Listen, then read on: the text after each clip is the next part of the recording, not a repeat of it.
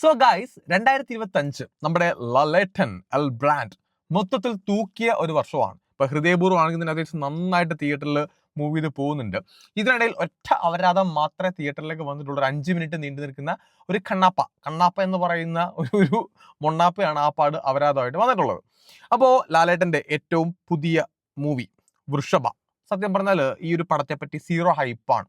നമ്മൾ ആരും തന്നെ ഇങ്ങനൊരു സിനിമ വരുന്നതും അല്ലെങ്കിൽ ഇറങ്ങാൻ വേണ്ടി പോകുന്നത് അറിഞ്ഞിട്ട് പോലും ഇല്ല. ഇതിന്റെ ഷൂട്ടപ്പ് തീർന്നു അല്ലെങ്കിൽ എന്തൊക്കെയാണ് പരിപാടീസ്, അതിനെക്കുറിച്ച് നമ്മൾ ആരും തന്നെ അറിഞ്ഞിട്ടില്ല. വലിയൊരു പ്രോജക്റ്റായിട്ട് നമ്മൾ കണ്ടിട്ടുമില്ല. ഒരു കുഞ്ഞൻ അല്ലെങ്കിൽ ഈ കണ്ണപ്പ മൊണ്ണാപ്പ പോലത്തെ ഐറ്റമായിട്ടാണ് നമ്മൾ പ്രതീക്ഷിച്ചിട്ടുള്ളത്. പക്ഷേ ഞാൻ ഈ സിനിമയുടെ അപ്ഡേറ്റ്സ് ഇങ്ങനെ ചെറുതായിട്ട് ഇങ്ങനെ കണ്ടാൽ തുടങ്ങിയപ്പോഴത്തേക്കും ജസ്റ്റ് ഒരു കാര്യം, അതായത് ഈ പടത്തിന്റെ ഡയറക്ടർ നന്ദകിഷോർ പുള്ളി ചെയ്ത് വെച്ചിരിക്കുന്ന കുറച്ച് മൂവീസ് ഉണ്ട്. ഓക്കെ, തെലുങ്കിലും കന്നഡയിലും അത്യാവശ്യം നൈസ് പരിപാടിയൊക്കെ പുള്ളി ചെയ്ത് വെച്ചിട്ടുണ്ട്. അപ്പോൾ ആസ് എ ഡയറക്ടർ നന്ദകിഷോർ നല്ല ഐറ്റംസ് എന്തെങ്കിലുമൊക്കെ പണ്ണും എന്നാണ് നമ്മൾ പ്രതീക്ഷിക്കുന്നത്. അപ്പോൾ ഈ മൂവിയുടെ ഒരു പോസ്റ്ററൊക്കെ ഇറങ്ങിയപ്പോഴത്തേക്ക് അത്യാവശ്യം കൊള്ളാം, സെറ്റായിട്ടുള്ള പോസ്റ്ററൊക്കെ ഇറങ്ങിയിട്ടുണ്ടായിരുന്നു. എന്തായാലും ഇതിൻ്റെ ഒരു ഫസ്റ്റ് ടീസർ ഇറങ്ങിയിട്ടുണ്ട്. നമുക്ക് എന്തായാലും ടീസർ ഒന്ന് കണ്ടു നോക്കാം.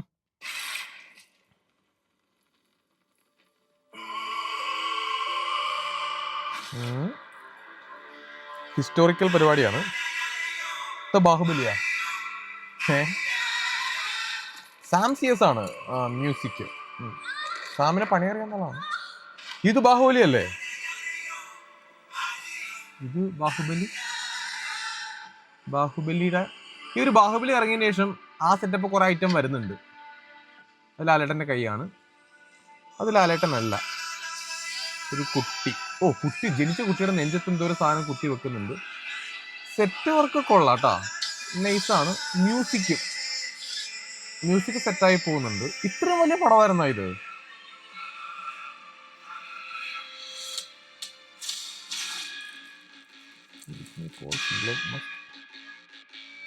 റിവഞ്ച് പരിപാടി.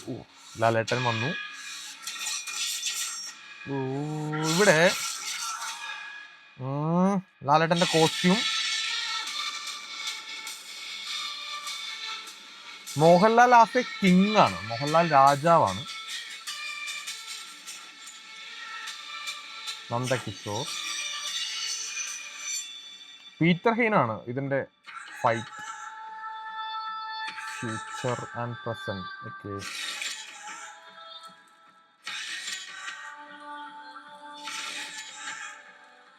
രണ്ട് പ്രൊഡ്യൂസർ, 4 പ്രൊഡ്യൂസർ, കുറെ പ്രൊഡ്യൂസർമാരുണ്ടല്ലോ. 2025 ദിവാലിയാണ് റിലീസ്.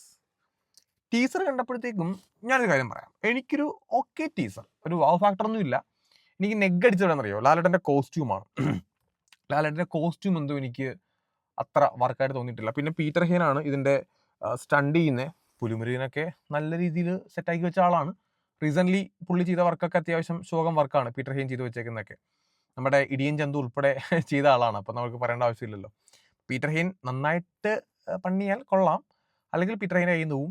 ഈ ഹിസ്റ്റോറിക്കൽ മൂവീസ് ചെയ്യുമ്പോഴേ ലാലേട്ടൻ്റെ ഏറ്റവും വലിയ ഇത്തിക്കര പക്കിയെ മാറ്റി നിർത്തി കഴിഞ്ഞാൽ ബാക്കി എല്ലാത്തിൻ്റെയും കോസ്റ്റ്യൂം ഭയങ്കര കട്ട ശോകമാണ്. ലാലേട്ടൻ്റെ ലുക്കും, വിഗ് വെക്കുന്നതാണെങ്കിലും ഈ ബിയേർഡ്, അതൊരു ശോകം ഫീൽ നമുക്കടിക്കും.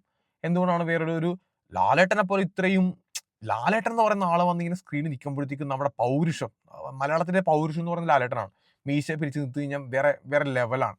അപ്പോൾ ആ ലാലേട്ടനെ ഈ താടിയും അല്ലെങ്കിൽ ഇങ്ങനൊരു ലുക്കിൽ, ഇപ്പോൾ ഹിസ്റ്റോറിക്കൽ മൂവീസിൽ ഇത്തിക്കര പക്കിയാണ് ആ ഒരു ലുക്ക് പിടിച്ചിട്ടുള്ളത്. നൈസ് ഒരു ഷോർട്ട് ഹെയർ ഒക്കെ വെച്ചിട്ട് നൈസായിട്ടുള്ള ഒരു കുറ്റി താടിയൊക്കെ വെച്ചൊരു സെറ്റ് സാധനം പിടിച്ചിട്ടുണ്ടായിരുന്നു. പക്ഷേ പിന്നീട് വന്നിട്ടുള്ള ഒട്ടുമിക്ക ഇപ്പോൾ കണ്ണാപ്പയായാലും മൊണ്ണാപ്പയായാലും മരക്കാറായാലും ഇപ്പോൾ ഇത് കാണുമ്പോഴും ലുക്കിൽ നമുക്കൊരു ബുദ്ധിമുട്ട് തോന്നുന്നുണ്ട്. അയ്യോ, ഈ ലുക്ക് വേണ്ടായിരുന്നല്ലോ, വേറെ ലുക്ക് പിടിക്കായിരുന്നല്ലോ എന്നൊക്കെ നമുക്ക് ഫീൽ ചെയ്തിട്ടുണ്ട്. ഒരു രാജാവ് എന്നൊക്കെ നോക്കുമ്പോഴത്തേക്കും മോഹൻലാൽ ആസ് എ കിങ് എന്നൊക്കെയാണ് പറയുന്നത്. അപ്പോൾ അതെനിക്ക് ഫീൽ ചെയ്തു. പിന്നെ എനിക്ക് എൻ്റെ മ്യൂസിക്കിൻ്റെ കാര്യം, സാം സിയസിൻ്റെ വർക്ക് എനിക്ക് ഇഷ്ടപ്പെട്ടു. അത്യാവശ്യം ക്വാളിറ്റി ഉണ്ട്, പ്രൊഡക്ഷൻ അത്യാവശ്യം ക്വാളിറ്റി ഉണ്ട്.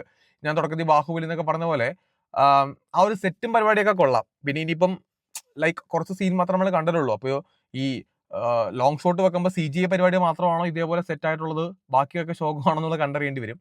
എന്തായാലും നമുക്കൊരു ടീസർ മാത്രമാണ്. എനിക്കൊരു ഓക്കെ ടീസറായിട്ട് ഫീൽ ചെയ്തു. അതായത് നമ്മൾ പ്രതീക്ഷിച്ചിരുന്ന ഇപ്പൊ കണ്ണാപ്പ പോലത്തെ ഐറ്റം നമ്മൾ പ്രതീക്ഷിച്ചിട്ട് അതിനേക്കാൾ ബെറ്റർ ആയിട്ട് എനിക്ക് തോന്നി. ഒരു ഓക്കെ സാധനം, നല്ലൊരു നിർവികാരത എവിടെയൊക്കെ നമുക്ക് ഫീൽ ചെയ്യുന്നുണ്ട്. മൊത്തത്തിൽ ഒരു സാറ്റിസ്ഫാക്ഷൻ ഇല്ല. പിന്നെ ഒരു പാൻ ഇന്ത്യൻ സബ്ജക്റ്റ് ആണ്.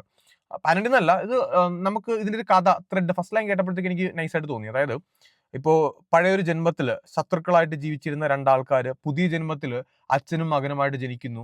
പിന്നീട് അവർ അവരുടെ ആ ഒരു പഴയ ജന്മത്തിന്റെ കഥ അവർ തന്നെ തിരിച്ചറിയുന്നു. അതിന്റെ റിവഞ്ച് അവർക്ക് ഈ ജന്മത്തിൽ എടുക്കേണ്ടി വരുന്നു.